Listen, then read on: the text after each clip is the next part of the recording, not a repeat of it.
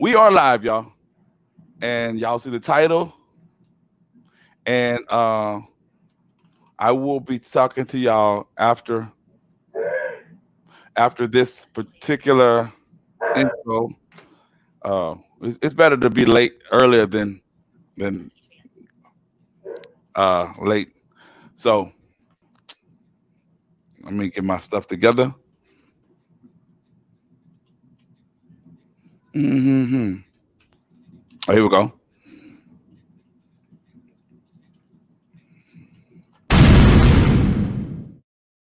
That's right. We're on live. We're gonna get this thing done one way or another. What's up to y'all?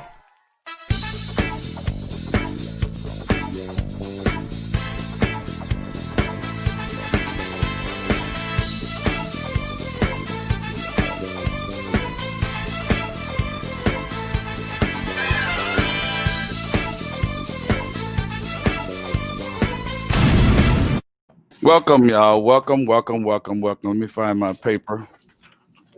Welcome to Third Eye Visions, where we motivate the blind, stimulate your mind, and welcome all kind. That's right, y'all. I have my notes here. We have an important guest with a great deal of experience, and she's going to be talking to us and you and me about parenting as life as a visually impaired parent. So, simply because people who are visually impaired want to have some information, they want to know where could they turn if they are expecting mothers, and what advice they can get from these individuals who are very experienced and what have you.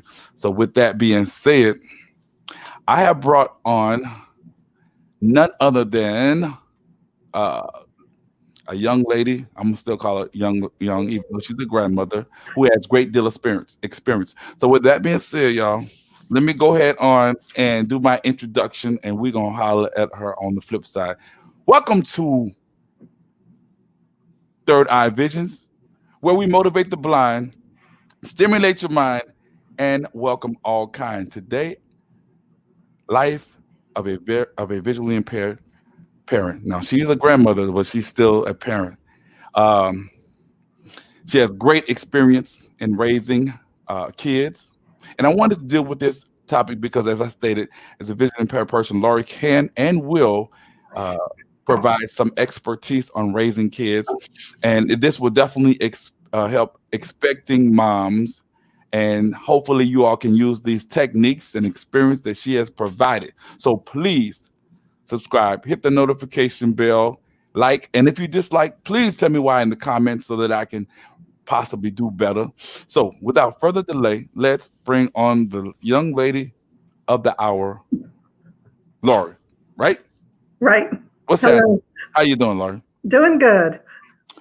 That's good. Now, my little okay, cool. So, um, tell us where you're from and what qualifies you to speak on parenting as a visually impaired parent. This is your show. Talk to me.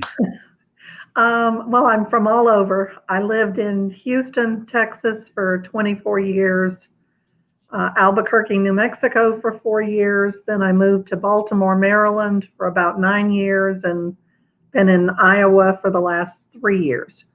I've raised three kids when I was partially sighted, and I say partially, it was very limited sight. If I was reading something, letters had to be about an inch and a half, 2 inches tall, and they'd have to be right up next to my nose. When I was probably about 10, 15 years ago, I lost what sight I had, and I'm totally blind now. I have since adopted my grandson, who is 10. So I've raised three kids, and I'm on number four. Okay. Now, I had to cut out for a minute, so I'll probably caught a little bit, half of it. So if you don't mind, uh, again, go over, tell us, the audience probably heard, but I want to know exactly where you're from and, again, what qualifies you to speak on this particular topic. Go ahead. Okay. Yeah. I'm currently live in Iowa. We've been Hmm. here about 3 years. I have raised three kids during the time that I was partially sighted. I had very limited sight. If I was reading print, it needed to be about an inch and a half, 2 inches tall, and would have to be right up by my nose. Mm, I lost what sight I had when I was probably about 15 years ago. And so I've, been totally blind ever since then. I raised three kids, and then my middle child had a little boy, and I ended up adopting him. And so now I'm raising number four. okay. Um, And how long have you say you're totally blind right now? I'm totally blind right now and have been for about the last 15 years. Okay. Now, how has life been as a visually impaired person raising kids? Has it been easy? Has it been a hard task? And if it has been easy, I'll just just expound on the easiness if it has been that way or hard. Just tell us truly, because like I said, this is going to go out to a lot of unexpected, I mean, not unexpected, expecting mothers and whatnot, and they're going to want to know basically what it's like. So tell them how it has been for you. I've had ups and downs, good and bad. I think being a parent is always a mixture of that, whether you're sighted or not, whether you've got a physical disability or not. You're going to have good days and bad days where you think there's nothing I've done that's right, and other days everything moves by smoothly. Um, I've always been an optimistic person, so I try to look at things from the positive side. Mm, I have thoroughly enjoyed being a mom to all four. With my younger ones, or with my older ones, I was working at the same time, so we had to rely on daycares and babysitters and stuff while we were at work. My youngest one, I've been lucky because I'm retired, so I'm a stay-at-home mom with this go around. So mm, it's totally different ball game. okay. Um, when you know, as far as challenges, you know, like when they would bring home school papers, I had to rely on the kids to tell me what their homework was, what the grades were. Um, a lot of the time, we were with school districts that posted grades online, which was nice. Mm. If they told me they got 100 on their spelling test and online said it was a 50, I knew somebody was lying. Yeah, your kids will do that definitely. Yeah. You find different ways to do things. Um, like I can remember when I had my first child and I was in the hospital and was getting ready to feed him a bottle. My mom said, you're doing everything right, but she said, I have to ask, how did you know exactly where his mouth was? Mm. And I said, I put my finger on his chin and his mouth's going to be right above that. She said, Real well, simple. duh. Exactly. Real simple. People really would take the time out to understand and know and what have you. So They wouldn't they wouldn't exactly. You find different ways to do things. I'm a very hands-on cooker. If I'm mixing batter, I stick my finger in it to see if it's all mixed rather Mhm. than being able to look at it. And that's what I want to definitely talk about. That's going to be the next thing that we were going to get into. I want to ask you, how difficult was it like to perform such duties, such as cooking, such as diaper changing, feeding, administering medicine, homework, and things of the nature. Now, you did comment on the homework aspect, but talk about like as far as if you had to change their diapers and feed them and things like that. Let them know what you had to do to Yeah, actually perform. feeding, especially babies with, when you're first starting out on solid foods was challenging because, I had to, like I said, I'd be as covered in food as they were sometimes. Um, you just, I would hold their head rather than just sending the spoon to their mouth. Mm, That way I knew exactly where they were and what the position was and where their mouth should be. mm, Um, you can't. There's no right or wrong way to do things. that's right. But when I had my first ones, they didn't have all the new gadgets and stuff that are out there now. But you managed and you dealt with it. I cleaned up a lot of messes over the years. More so you have to improvise and what have you. Yeah, yeah, that's it. You improvise and you go with it, and you don't get stressed out over when something doesn't go wrong. It That's doesn't true. go right. That is definitely true. Diapers, you know, I mean, it's a wipe and clean. So I'd wipe, I'd feel. If I felt something gross, I'd clean some more. that's You know, that's an interesting task because I was a newly parent 6 years ago, and I definitely didn't have anything to go on. So these techniques that you're providing and what you're talking about will definitely help our people. So as far as the diaper changing, uh, that was an experience in itself self and whatnot. So I had to learn that. and it is for everybody. It's Mhm. not just blind people that go through this. It's, you know, if you are a sighted person and you've never done childcare and all of a sudden you've got a newborn to take care of, you've got to figure out a way to get it done. And That's right. you, like I said, you make your own improvisations and do what works best for you. That's right. Now I've done a topic on enabling, pardon me, with a young lady, and we talked about that thoroughly and I did some research and found out more about it, and that it brought me to the next question in terms of people feeling that not only visually impaired people but just people with impairments aren't able to take care of their kids. Have you ever had anyone say to you, you shouldn't be taking care of kids, or how do you do it, or this, that, and third, um, It, as a mother? I got really lucky because most of the people that I've known over the years didn't question me, or if they questioned it, they didn't question me to my face. Um, they might ask. I got a lot of questions of how do you do, like the stuff you've asked. How do you feed? How do you change their diaper? How do you know when they're asleep or not? Mhm. And rather than saying, well, you're blind, you can't do this, I got a whole lot of how do you knows.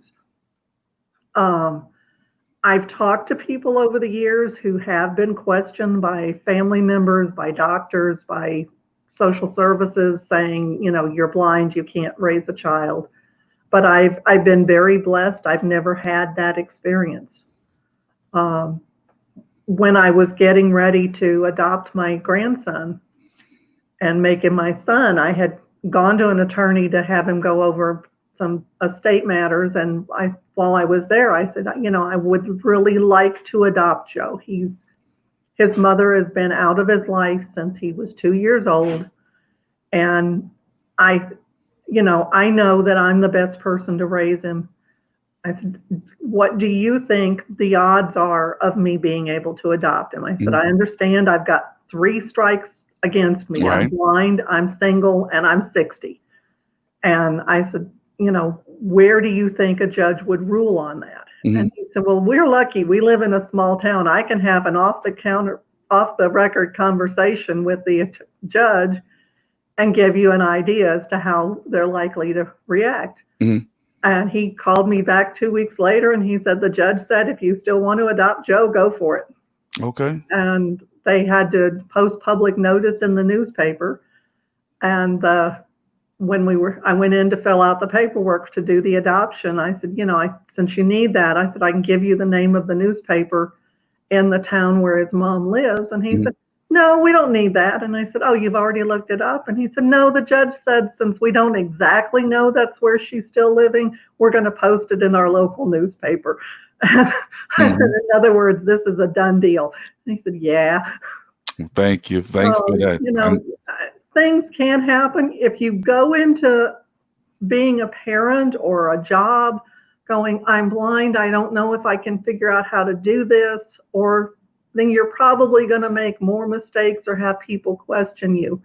Whereas if you go into it, I'm blind, I'm going to be a new parent, I can figure this out, then you're going to have a lot less people questioning you and a lot less problems because you already know you're going to find a way to do this. So you get it done. I like that the latter part of what you just said. That's exuding a great deal of confidence and what have you. And that's what I think blind people and visually impaired people definitely need to take heed as to what you say. That's very important.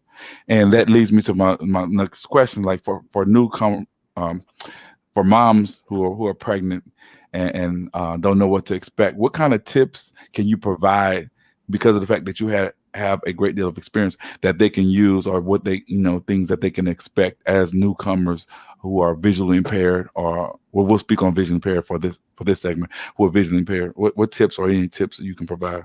It, when you're pregnant, talk to your doctor. Express any concerns or fears that you have. Ask questions about how is the hospital set up? Will my partner be able to be there? You know, you will let the nurses know that I'm a blind parent coming in, right? Mhm. Um, the more information you can gather up front, the better off you're going to be. I had one child that was induced. I had another one that I took the pain pills and it went up instead of down. So it was like having a natural childbirth for a child that was almost 9 pounds. Mhm. Um, every birth is different. Every experience is different. And that's true whether you have a disability or you're, perfectly normal. That's true. That is so true. Any other tips you want to provide? Because this is your time to let them all know, because you have the experience. Um, you know, I think it's like I said, I having going into the experience saying I can do this instead of I can't, or what if people make fun of me or tell me I can't do it? You're going to have a lot more problems if you go into with that attitude. Whereas if you say I can get this done, Mm, then you're going to make it. You're going to be a good parent. definitely. So definitely, you must exude that confidence. It's because it's all, and once you've obtained the confidence and you've had that child, you'll be able to improvise, especially if there's no one there to help you out. So you have to do what you have to do and make it. Exactly. When Joe's mom she lived with me right after he was born, and we had a power outage one night Mhm. about the time he woke up and needed to be changed and fed. And she started freaking out. My phone's not charged. I don't have a light on. I can't see him. I don't. How do I change him? How do I heat up the bottle? It's like, you change him just like you do any other time. Thank you. He's just wet. Hmm. Wipe him down, put a clean diaper. I can't do that. So I finally sent her back to bed. I got him changed. I went downstairs. Instead of having the electric bottle warmer or the microwave, I ran hot water in the Yep. sink and warmed up his bottle and gave it to him. He Yep. was perfectly fine. Yep. That's exactly. You have to You know, improvise. Think of ways. Now, this was an important question to me, because my son realized I was blind. He's like 6 now, so he realized like at the age of 5 and a half, he realized that I couldn't see. At what age did your kids realize that that you were visually impaired? All right. um, I would say they knew I was different, maybe 2 or 3. Um, because like when they would play with toys, they all would take my hands and put it on it. I've Oh, okay. got this car and have me feel the car. Um, my grandson's now 10, and if he's made something with Legos, he'll take my hands and he'll have me feel the whole thing. Um, so they all started doing that at a really early age, Mm, um, which I think I think is good. right. And I think my kids have all been more aware of other people with disabilities, not just blind, but I'm one of my daughters came home from school one day and was telling me about a boy that had just joined her class who was Mm, in a wheelchair. And she said none of the other kids knew how to help him. And I said, well, what did you do? She said, I pushed his chair around school. yep. He needed help. And it didn't phase her at all. It's like, well, it's just another kid who needs help with something. So I did it. Definitely. And I think it's helped all of them to be a lot more understanding of people, a lot more compassionate with people. Um, because they had me as a blind mom. I believe you on that, and people don't think that kids pay attention or they're not that uh, receptive, or and investigate a lot of things. My little boy definitely, he acts every day. There you can't see, there you can't see. I have to constantly remind them, but for them to take in all that, and he told me, well, I'm gonna protect you and things like that. That really kind of touched me when I. So you never know, kids. Kids do pay attention and they absorb a great deal while they're young, and that kind of formulates them, especially when their parents, one of their parents is a visually impaired person. So Yeah. that's definitely true. As far as transporting your kids to doctors and things like that, was that like any problem in doing that? Um, with my younger or with my older kids, I don't know why I keep saying younger. With my older kids, I was married at the time. And so my husband did drive us to doctor's appointments. So that was one thing I didn't have to worry about. Mm, I picked him up on my own a lot from daycare, and I would usually take a cab from the house up to the daycare and have him wait, and run in and grab the kids, and we'd go back home. mm. Um, when I was in Maryland, I didn't have anybody at the time, so I, would use cabs a lot. I took the bus back and forth to work, and fortunately did not have to take him there because the bus went through a really bad part of Baltimore. Mm. But it's, the town I live in now, public transportation is something that has not gotten here yet. They have a little mini bus that does transportation for the disabled or for senior citizens, so we use Okay. that once in a while. Okay. And friends and neighbors, relatives. Um, I find that most people are willing to help you.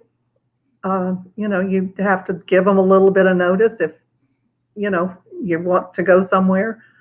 The online groceries I absolutely adore because I can go online, I place my order, they deliver it at a scheduled time, which makes shopping really easy for groceries. Then Oh I yeah. don't have to deal with getting to the store. I don't care if I feel a melon to see if it's ripe or not.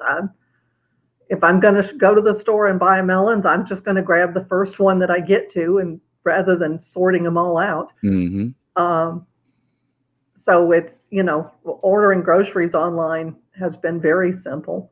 Okay. Um, I love your demeanor. I love your stick to itness, your go get it, your attitude in terms of you getting out there and just doing it, because you make by listening to you, you make it seem very simple, and it is. I mean, in most cases, if you have that desire and knowing that you're not doing it for yourself, you're doing it for your kids and what have you. So if you feel that you are an invalid, you don't want to do anything, and you lack the confidence, your kids are going to feed off you. So I'm really glad that I have had you on here to speak on these particular tips and topics and things of that nature. I Now, I go ahead. give my parents 100% of the credit for the way I am because they had me, and I had a younger brother who did not have a disability. And they raised us both saying, if you want something in life and you want it bad enough, you will find a way to do it. That's real talk. That And can't was not part of their vocabulary. I If you love. said, I can't do something, they said, no, you will find a way to do it. That's a great Uh, point. we all did it.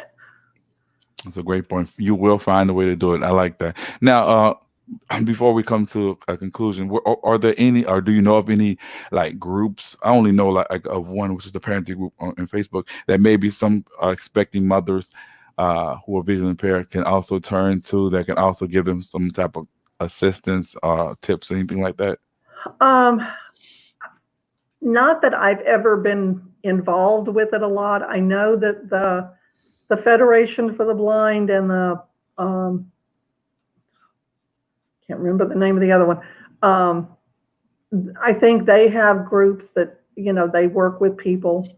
Um, Most of the states have a state commission for the blind or state school for the blind. If you think you need, you know, somebody to show you how to figure out things like that yourself, Mhm. um, talk to them. Because I wanted to do things that as close to the way other people did. I did not choose to go through things like that. I'd ask friends or relatives, and all of them could see. So, they taught me the way that they did it, not the way somebody necessarily totally blind did it, but, it worked. Um, you need to be assertive and stick up for yourself. And like I have said, go with it with the attitude of you can do something. Wow. And wow. You said it all. You have said it all. And I hope everyone, who's listening to this or who will listen to this in the future, take heed and learn that it's all about doing what you have to do, even if you're not. And I like what you said earlier. If it's, this sometimes may not have to deal with just being a visually impaired person, just a mom in general. If you find the way and you find that strength, which you should have, because you do have a child to look after now, you just do it. And feeling sorry for yourself, or just feeling that you don't have the way, if there's no way, it's not going to work out at all. And that's my 2 cents in the deal. And as we close, do you have any more information that you would like to provide, or any type of experiences or any type of techniques, anything that you want to share? Not really. People are going to ask odd questions. My husband had a lot of friends who said, I don't understand. You're pregnant and you're blind. How did that happen? Those parts are not connected. God, if they ask that question, man, they need to go back to school, because being blind has nothing to do with you. Exactly. Definitely. Exactly. So, be prepared for odd questions and make a joke out of them. Don't get insulted or offended. Just, go for it. Well, with that being said, we're going to continue on the flip side. And I want to thank you for coming on this show. I really want to thank you. Because you did a great job. This is one of the best interviews that I've done. And if you want to come back on and share some other techniques, or talk any more about other issues, you are welcome to do so. I want to thank everybody for supporting Third Eye Visions, again, where we motivate the blind, stimulate your mind, and welcome all kind. And Laurie, again, I want to thank you for coming on the show. Thank you. Thank you so much. And let me end this.